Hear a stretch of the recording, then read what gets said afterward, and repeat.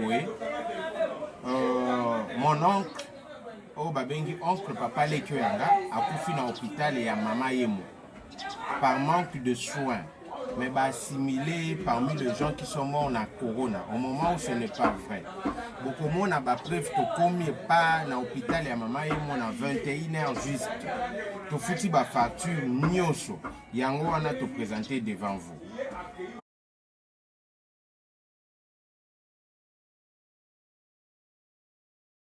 Après avoir foutu ma facture à 21h jusqu'à 22h passées, ils ont traité mon côté.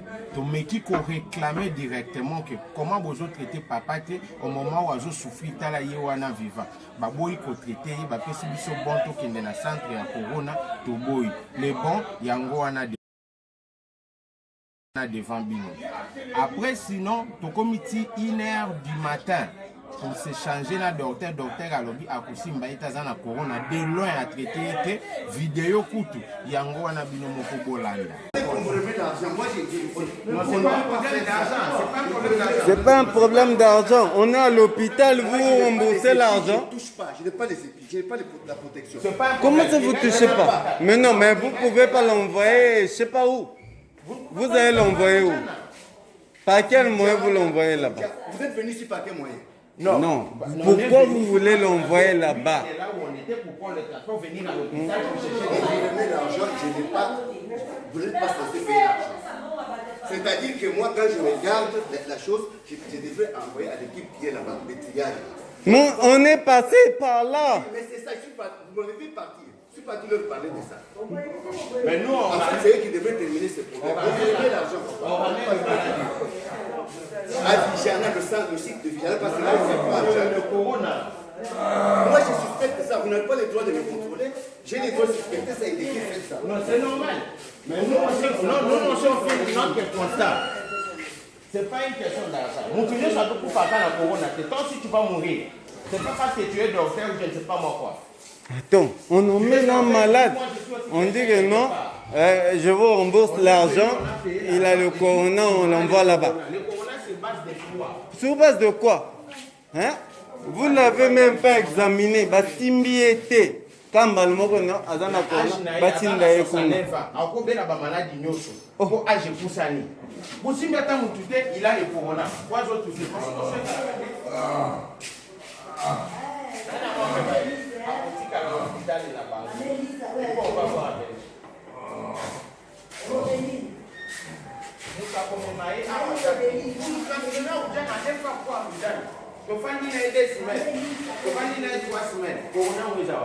Ngana hivi.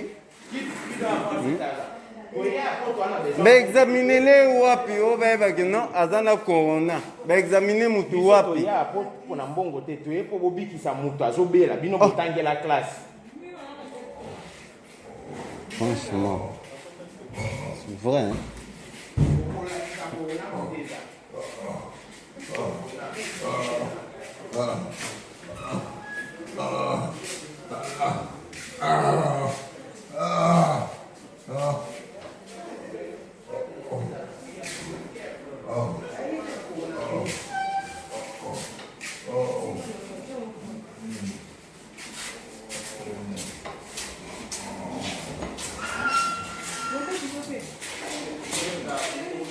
Vous examinez mon tété, vous touchez été, et le remoté, caraboué à Rosana Corona. C'est pas possible.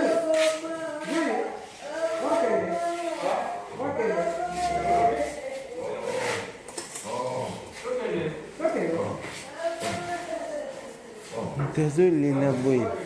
Ça, c'est quoi ça? Franchement.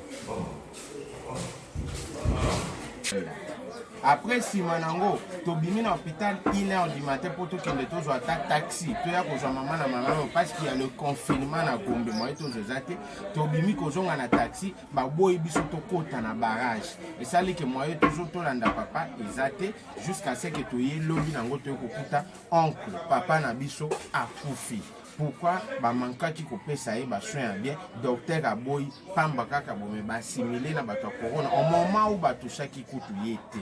Et le lendemain en question, tu continues à réclamer tout na ndenge nini, akufaki ndenge nini salemaki mbalamoko, nous étions interpellés moi et mon cousin na niveau ya année pendant 3 heures du temps, il y a sur place, il y a hôpital pour avoir filmé cette image parce que ce n'est pas normal. Bande konangai, je vous dis ce qui est vrai. Notre oncle n'est pas mort de cela, mais tu dénonces parce que maman est mort assez. Ce n'est pas un bon hôpital et comme on ne refuse pas que malade est coquille kozala. Mais mon tunu soit koufa akana malade wana ti. Donc on a biso oncle na biso koufi na yangote. Pour preuve lisusu après mort na ye. Baye kolanda biso tina ndako po ba pesa biso résultat o eza ya faux, eza ya corona te. Mais Dieu merci nzamba za juste et la kisi bango le contraire. Le résultat du coronavirus, pour résulter, il faut 48 heures.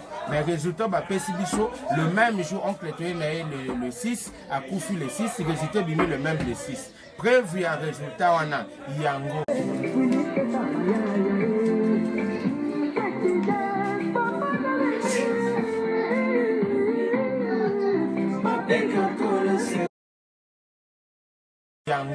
Ça voudrait dire quoi?